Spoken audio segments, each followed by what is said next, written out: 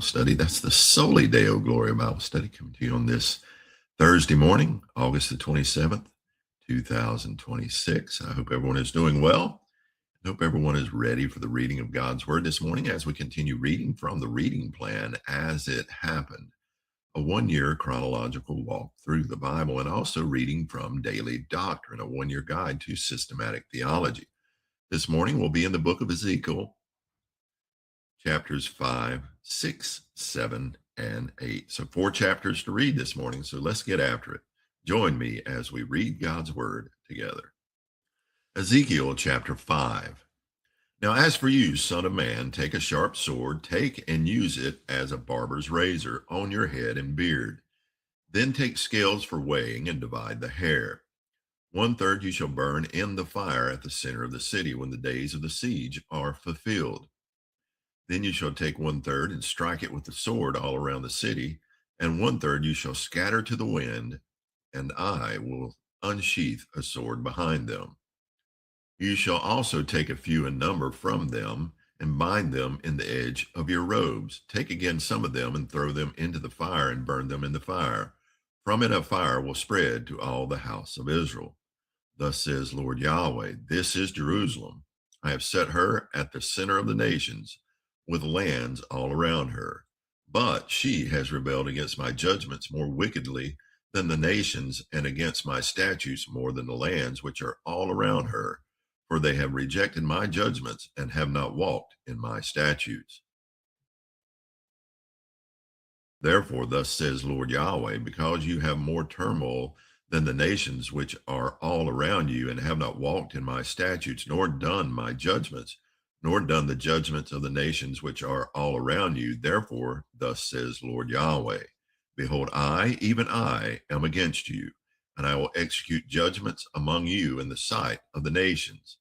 And I will do among you what I have not done, and the like of which I will never do again because of all your abominations.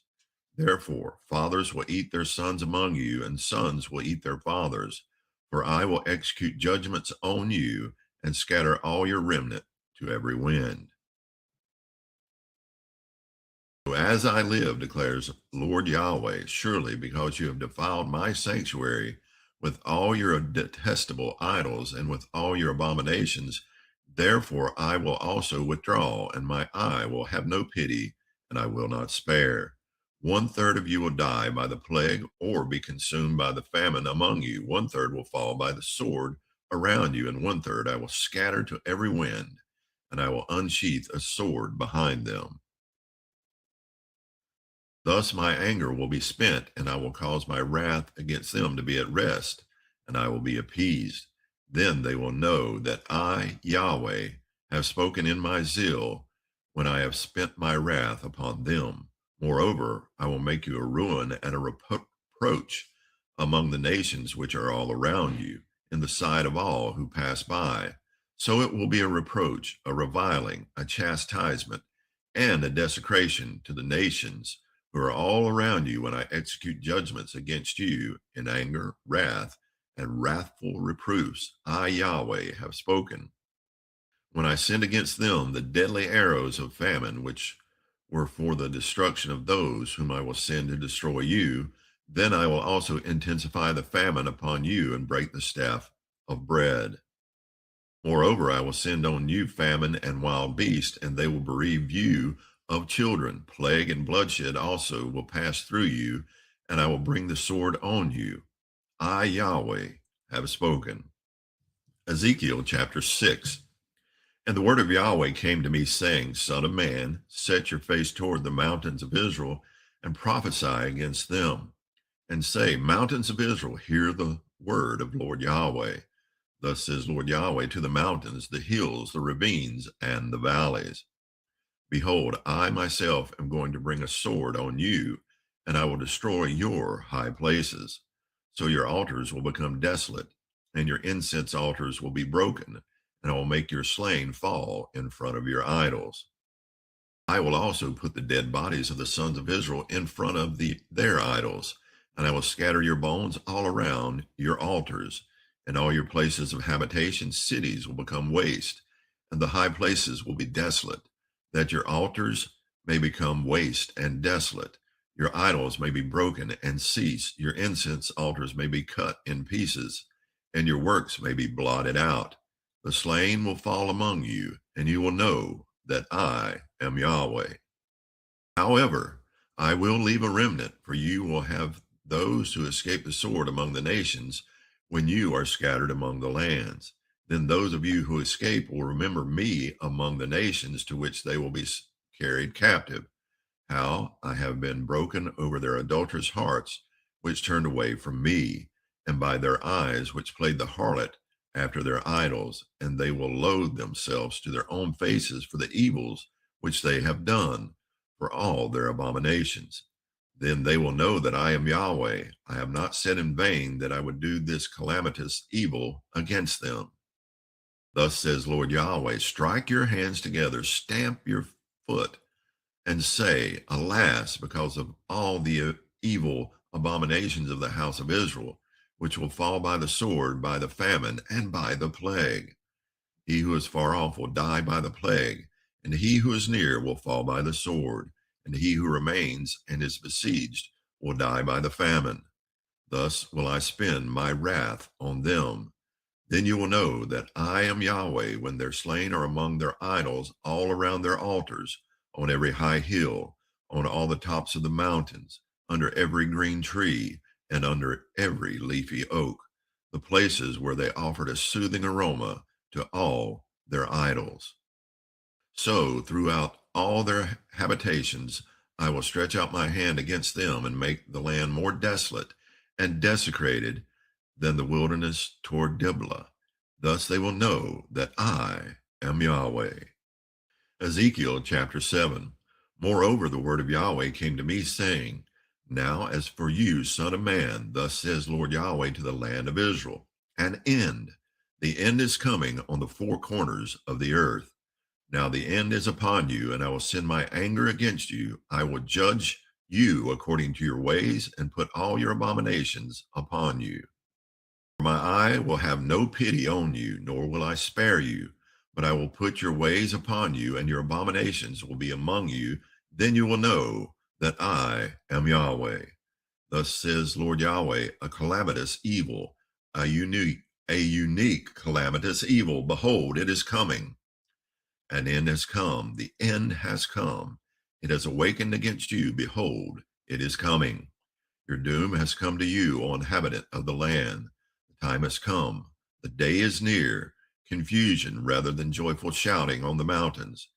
Now it is near when I will pour out my wrath on you and spend my anger against you and judge you according to your ways and put on you all your abominations. My eye will show no pity, nor will I spare. I will give to you according to your ways. While your abominations are among you, then you will know that I, Yahweh, do the striking. Behold the day, behold, it is coming. Your doom has gone forth, the rod has blossomed, arrogance has budded, violence has grown into a rod of wickedness. None of them shall remain, none of their multitude, none of their moaning, nor anything imminent among them. The time has come, the day has arrived. Let not the buyer be glad, nor the seller mourn, for wrath is against all their multitude. Indeed, the seller will not return to himself what he sold as long as they both live. For the vision regarding all their multitude will not return empty, nor will any of them strengthen his life by his iniquity. They have blown the trumpet and made everything ready, but no one is going to the battle, for my wrath is against all their multitude. The sword is outside, and the plague and the famine are inside. He who is in the field will die by the sword. Famine and the plague will also devour those in the city. Even when their survivors escape, they will be on the mountains like doves of the valleys, all of them moaning, each over his own iniquity. All hands will hang limp, and all knees will become like water. They will gird themselves with sackcloth, and horror will cover them, and shame will be on all faces, and baldness on all their heads. They will throw their silver into the streets, and their gold will become an impure thing. Their silver and their gold will not be able to deliver them in the day of the fury of Yahweh. They cannot satisfy their soul, nor can they fill their stomachs, for their iniquity has become an occasion of stumbling. They transformed the beauty of his ornaments into pride, and they made the images of their abominations and their detestable things with it. Therefore, I will make it an impure thing to them. I will give it into the hands of the foreigners as plunder, and to the wicked of the earth as spoil, and they will profane it. I will also turn my face from them, and they will profane my secret place. Then robbers will enter and profane it. Make the chain, for the land is full of judgments that promote bloodshed, and the city is full of violence. Therefore, I will bring the most evil of the nations, and they will possess their houses. I will also make the pride of the strong ones cease, and their holy places will be profaned. Anguish has come, and they will seek peace, but there will be none. Disaster will come upon disaster, and report will be added to report. Then they will seek a vision from a prophet, but the law will be lost from the priest and counsel from the elders. The king will mourn, the prince will be clothed with desolation, and the hands of the people of the land will be dismayed. According to their way, I will deal with them, and by their judgments I will judge them, and they will know that I am Yahweh. Ezekiel chapter 8. Now it happened in the 6th year, on the 5th day of the 6th month, as I was sitting in my house with the elders of Judah sitting before me, that the hand of the Lord Yahweh fell on me there. Then I looked, and behold, a likeness as the appearance of one on fire. From his loins and downward there was the appearance of fire, and from his loins and upward the appearance of brightness, like the gleam of glowing metal. He sent forth the form of a hand and took me by a lock of my head. And the Spirit lifted me up between earth and heaven and brought me in the visions of God to Jerusalem, to the entrance of the north gate of the inner court, where the seat of the figure of jealousy, which provokes to jealousy, was located. And behold, the glory of the God of Israel was there, like the appearance which I saw in the plain. And he said to me, Son of man, raise your eyes now toward the north. So I raised my eyes toward the north, and behold, to the north of the altar gate was the figure of jealousy at the entrance. And he said to me, Son of man, are you seeing what they are doing, the great abominations which the house of Israel is doing here, so that I would be far from my sanctuary? But yet you will see still greater abominations. Then he brought me to the entrance of the court, and when I looked, behold, a hole in the wall. He said to me, Son of man, now dig through the wall. So I dug through the wall, and behold, an entrance. And he said to me, Go in and see the evil abominations that they are doing here. So I entered and looked, and behold, every form of creeping things and beast and detestable things, with all the idols of the house of Israel, were carved on the wall all around. Standing in front of them were 70 elders of the house of Israel, with Jaazaniah the son of Shaphan standing among them, each man with his censer in his hand, and the fragrance of the cloud of incense rising. Then he said to me, Son of man, do you see what the elders of the house of Israel are doing in the dark, each man in the room of his carved images? For they say, Yahweh does not see us. Yahweh has forsaken the land. And he said to me, Yet you will see still greater abominations which they are doing. Then he brought me to the entrance of the gate of the house of Yahweh, which was toward the north. And behold, women were sitting there weeping for Tammuz. He said to me, Do you see this, son of man? Yet you will see still greater abominations than these. Then he brought me into the inner court of the house of Yahweh, and behold, at the entrance to the temple of Yahweh, between the porch and the altar, were about 25 men with their backs to the temple of Yahweh and their faces toward the east, and they were prostrating themselves eastward toward the sun. He said to me, Do you see this, son of man? Is it too light a thing for the house of Judah to do the abominations which they have done here, that they have filled the land with violence and provoked me to anger still more? For behold, they are sending forth the twig, to their nose. Therefore, I also will do this in wrath. My eye will have no pity, nor will I spare. And they will cry in my ears with a loud voice, yet I will not listen to them. That's going to conclude our reading from the biblical text this morning. Now we'll move on to the reading from Daily Doctrine. Day 239. Who governs the church? The elders. If Roman Catholic polity believes in a pope, Episcopalian polity believes in bishops, Congregational polity believes in the authority of the congregation, then Presbyterianism believes in the unique authority granted to the elders. Moreover, Presbyterians insist that this elder authority is exercised not just at a local session level, but in presbyteries. Recall from the last chapter that Congregationalism holds to the independency principle, the idea that the government of each local church is exercised independent of other churches. By contrast, Presbyterians believe there is warrant for the governing body of one congregation to unite with the governing body of another congregation or many others for the purpose of joint authority in the exercise of a common rule over all.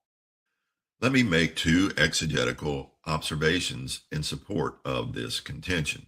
Number one, the word ecclesia can be used to mean more than one congregation. So the church throughout all Judea and Galilee and Samaria had peace and was being built up. And walking in the fear of the Lord and in the comfort of the Holy Spirit, it multiplied. Acts chapter 9, verse 31, and confer with 1 Corinthians chapter 12, verse 28, and chapter 10, verse 32. The church in Jerusalem, in particular, must have consisted of various congregations, with thousands being added to the church. Acts chapter 2, verse 41, verse 47, chapter 4, verse 4, and chapter 5, verse 14. And with such a large number of apostles, prophets, elders, and proto-deacons ministering in the city, surely there was more than one assembly and more than one worship service. And yet we still hear of the church in Jerusalem. Acts chapter 11, verse 22. Moreover, these officers are spoken of as belonging to the whole church in Jerusalem, implying one church under a shared system of government. No wonder then that when relief came from Antioch for the church in Jerusalem, they sent the collection to the elders by the hand of Barnabas and Saul. Acts chapter 11, verse 30. Number two, the Council of Jerusalem provides an example of a regional church assembly exercising authority over local congregations. In Acts chapter 15, the apostles and elders come together to determine the appropriate policy for welcoming Gentiles into the church. True, the whole church is mentioned in verse 22, but that is for the purpose of choosing men to deliver the message. The theological matter at hand was adjudicated by the apostles and elders, Acts chapter 15, verse 6. And what they decided was not more advice, but an authoritative determination meant to be followed in Antioch, Syria, and Cilicia, Acts chapter 15, verse 23 and verse 28. Here we have the officers from one region of the church exercising authority over the various churches of that region. For similar examples, see Acts chapter 6, verses 2 through 6, chapter 13, verse 1 through 3, and chapter 21, verses 18 through 26. In closing, it should be noted that church power in Presbyterianism flows up, not down. Every local church is a complete church of Christ. The so-called higher judicatories cannot lord it over the lower assemblies. In fact, Berkhoff argues that we normally call them major or general assemblies, not higher assemblies, because they represent the very same power, not a higher power. The authority is broader, but it is not higher or truer or better. The power of the church derived from Christ's authority resides first of all in the local session, and then it is transferred to major assemblies, not the other way around. That's going to conclude our reading from the biblical text this morning and from Daily Doctrine. In the biblical text this morning, we were reading in Ezekiel, and I can't help but be reminded of the common phrase that was being said, that they will know that I am Yahweh. I am their God. Because of the sins they committed, God is bringing judgment. Yahweh is bringing judgment upon the people, that they will know that he alone is Yahweh, the Lord of heaven and earth. And judgment is coming upon them because they've rejected him. They've rebelled against him. And thus, they will know that Yahweh is the Lord of heaven and earth. And then we read in Daily Doctrine about elders. I hold somewhat to Presbyterian thought here. I believe the elders are the governing ones in the church. God has set them apart, holds them to a higher accountability to lead the people of God. I do not believe we don't have a higher, it mentioned not to say higher, but a broader assembly or to go to and meet that helps make decisions for our church. We are independent of that. Our elders are accountable to God, and we trust their leadership. We are not congregational led, we're elder led, and I'm thankful for that. I hope you've enjoyed today's reading. Hope you give God glory in everything that you do. Solely Deo Gloria.